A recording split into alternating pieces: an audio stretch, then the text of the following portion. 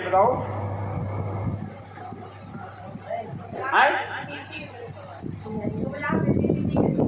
कितना हुए और भगवान शिव बात कैसे हो बताइए।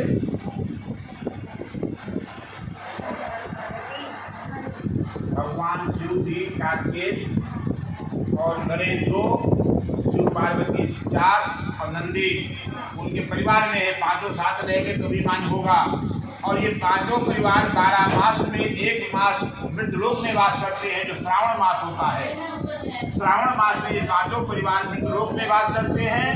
और जो जलचर, थलचर, नभचर तीनों जगहों के प्राणियों का उद्धार करने के लिए ये श्रावण मास में हमेशा भगवान शिव की आराधना, प्रार्थना, वंदना करना चाहिए। उससे विशेष फल प्राप्त होता है। तो आप जो यहाँ बैठे हैं, अब दोबारा फिर बोलना नहीं पड़े। ढक्कन की तरह सुन लिए, कान की तरह निकाल दी, गलत बात है। भगवान गणेश अपनी पूजा प्रेमा के साथ देते हैं। ये बच्चों को भी उपदेश दो, बच्चे भी अपने माँ बाप को माने। दुनिया मानने कुछ नहीं होगा। घर के आसाराम की पूजा करो आप लोग।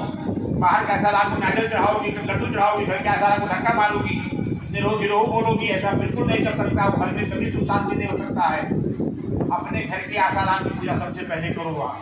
घर के आसाराम में सोचा भगवान, तो बाहर के भगवान को जाके मंदिर में लड्डू चढ़ाओ, घर के भगवान को धक्का मारो, उल्टा बोलो, निरोगी रहो बोलो, तो अच्छी बिल्कुल बात नहीं है। घर में सुख शांति कभी नहीं होती है।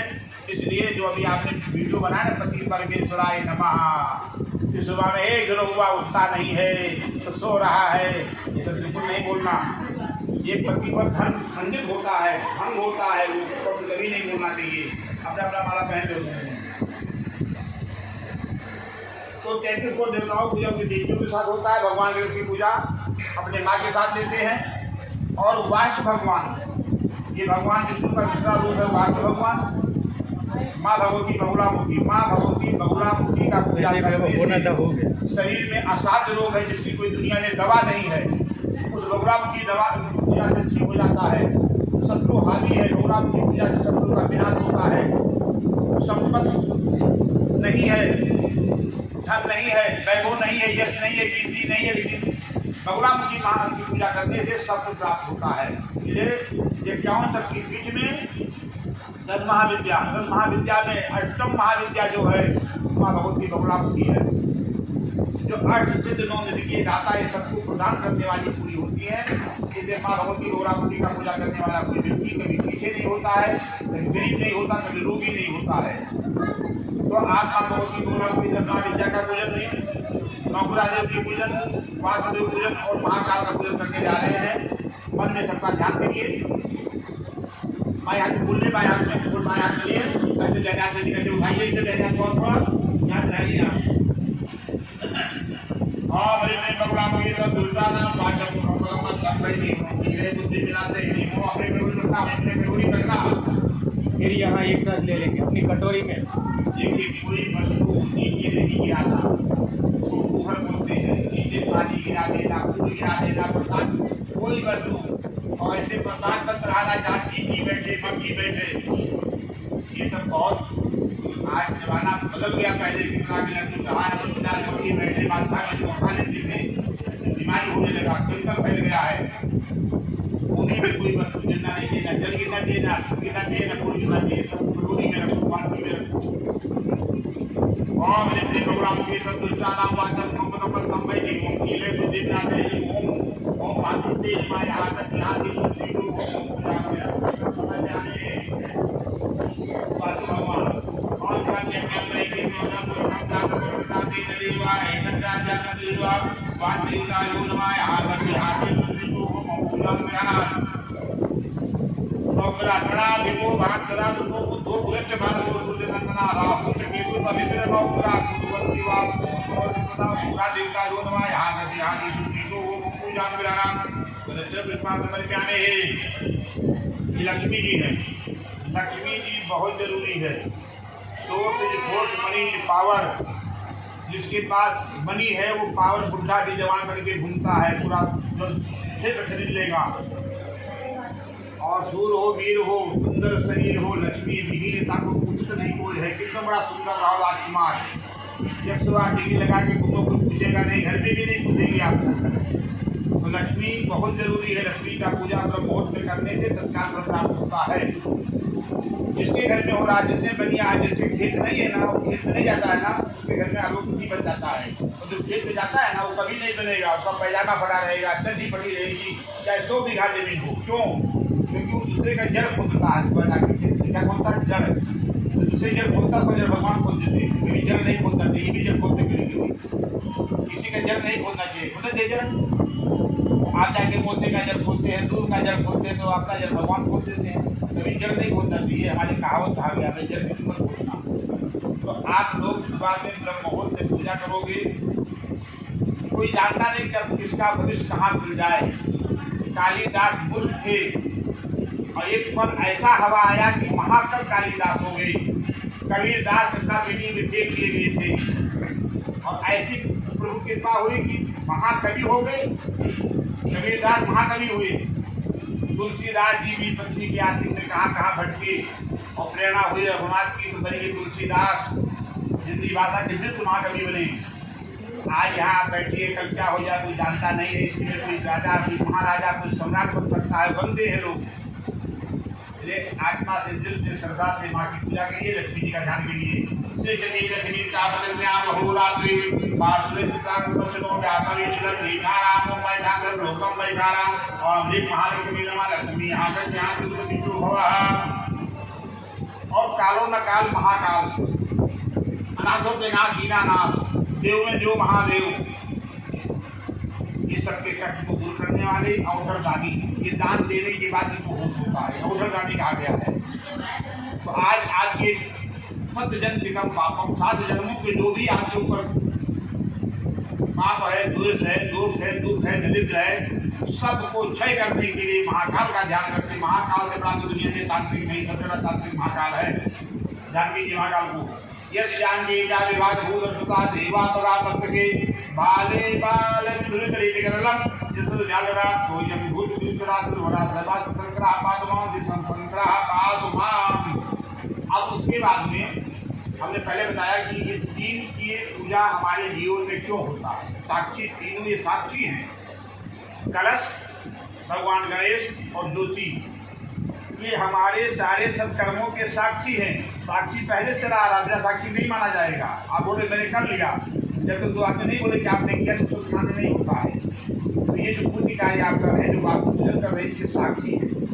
गणेश जी है साक्षी, मैंने पूजा कराया गया, हमें सामने हुआ पूजा। ज्योति बोले मेरे सामने पूजा हुआ, गणेश जी बोले ना पूजा हुआ है। तो बात कौन है? भगवान विष्णु। पूजा भगवान विष्णु का हुआ। स्थान कहाँ पे होता? मंदिर में होता है। तो दूसरी का ध्यान करिए थोड़ा सा। ओम शुभम करोति कल्याण आरोग्यम धन संप्रदान सत्वबुद्धि विनाशाय पूजो नमस्ते दीपम दरिष्यामि यहाँ गच्छ यहाँ के शुभ भव मम पूजां विराम दर्शन पुष्पान समर्पयामि। अब दीपक को सबको नमस्कार करिए। मंत्रार्था सफला सन्तु पूर्णासन् मनोरथा शत्रूणां बुद्धि नाशयते मित्राणां उदसतु।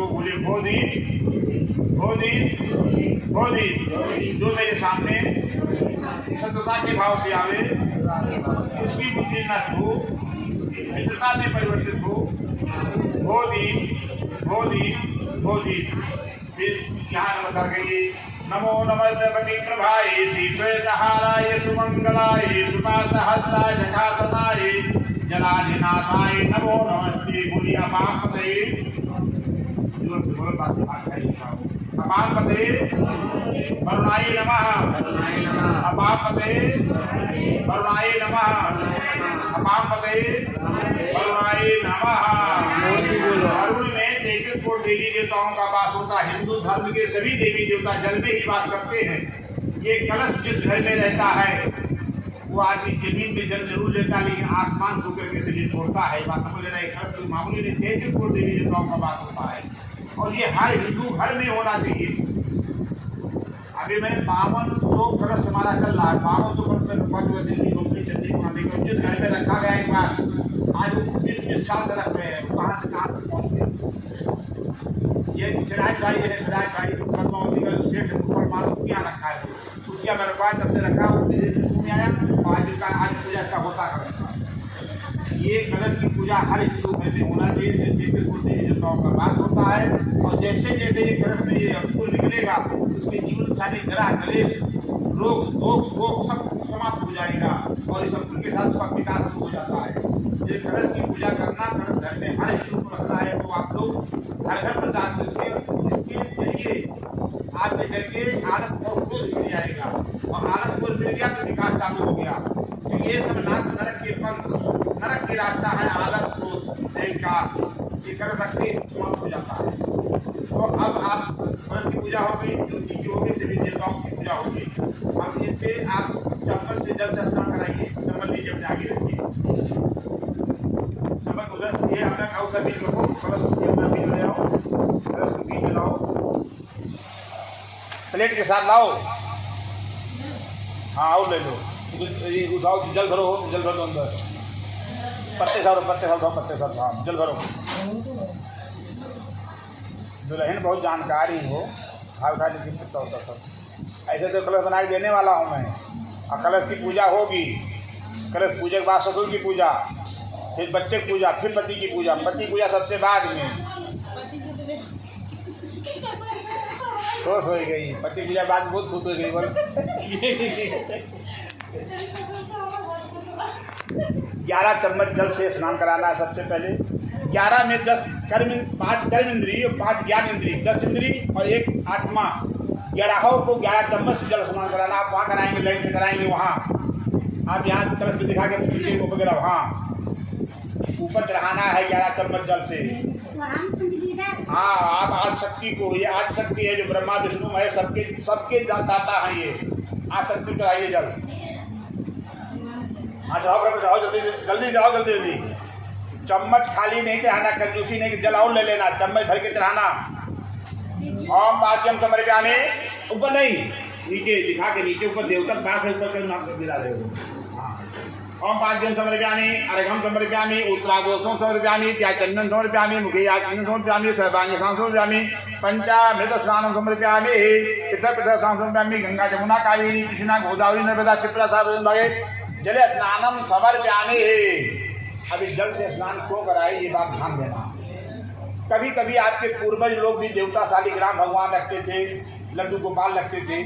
कहीं हो सकता है जीवन में कभी आपके घर में देवताओं का स्नान ध्यान गंगा जमुना कावेरी कृष्णा गोदावरी नर्मदा क्षिप्रा का नहीं हुआ, और वो व्यक्ति शरीर छोड़ दिया, चला गया, तो वो आपके देवता जो है, चारों धाम जो होता है, जो देव ऋण होता है, उससे मुक्ति नहीं पाते हैं। जो शालिग्राम है, लड्डू गोपाल है, आज वो सारे देवताओं को आप सभी तीर्थों के जल से स्नान करा करके, यमुनोत्री, गंगोत्री, प्रयाग से प्रयाग, विष्णु प्रयाग, प्रयाग, केदारनाथ, बद्रीनाथ, सबका स्नान करा करके, वो सारे जितने देवी देवता आपके घर के थे, उन सबको शुद्ध कर दिया आपने। शुद्ध करने के बाद में कुछ ऐसे आपके पूर्वज थे, कुछ ऐसे आपके अड़ोसी पड़ोसी में परिजन थे, जो जीवन में कर्ज लेकर के भी मर जाते हैं। ध्यान देना, पंचामृत क्यों बनाया जाता हुआ, वही बता रहा हूँ, पंचामृत क्यों बनाया जाता है।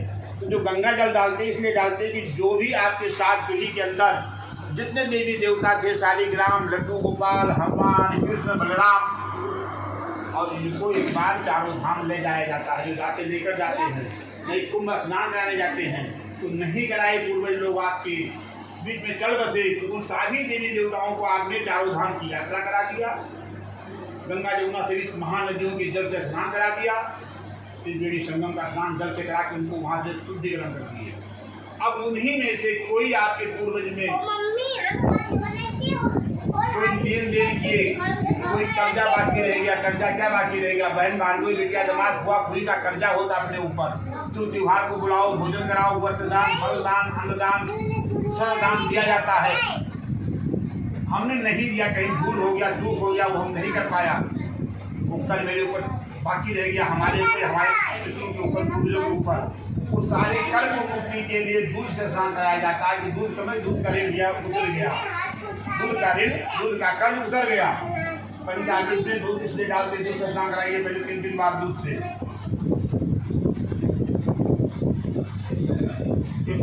पंचामृत में 5 का बहुत बड़ा महत्व है, ऐसे नहीं रखा गया 5। चलिए चढ़ाइए, 3 बार दूध से स्नान कराओ पहले, और पहले बीच में ओम हरि ओम पय विदभ्याम पयोगति पयो दिव्य परिसा संतुहम्यम पय स्नानम समर्पयामि। आप बीच में चित्रहाटी को क्या बोलती हो? कुछ नहीं। विष्णु भगवान है, वास्तु भगवान। हाँ वो भी बोल सकते हैं। ओम विष्णुवे नमः, ओम विष्णुवे नमः। देखिए विष्णु भगवान वास्तु भगवान है। और इधर जो है भगवान महेश्वर है, उधर भगवान ब्रह्मा जी है पैदा करने वाले। हाँ ओम ब्रह्माय नमः, ओम ब्रह्माय नमः, ओम ब्रह्माय नमः, ओम रुद्राय नमः, ओम रुद्राय नमः। आप महाशक्ति नमः। अभी दूध जाएगा आपके पास तो महाशक्ति बार हो गया। उधर उनको दे दीजिए। बाकी मतलब यार आप क्या बोलेंगे? ओम महाशक्ति नमः, आज शक्ति नमः। आज शक्ति नमः उसके ऊपर कोई था नहीं। मूर्ति लगाओ, मूर्ति ऊपर, मूर्ति को कराओ, मूर्ति को ऊपर आई तो बीच में से बेग ले लो वो। ओम पय विदभ्याम पयोगति पयो दिव्य परिसा संतुहम्यम पय स्नानम समर्पयामि। नहीं भैया ये दिखाई दे इसलिए फिर बेग बोला ना, ले लो बीच में से। क्या है ये? प्रसाद है प्रसाद। अच्छा चलिए हो गया, दूध यहाँ लाओ।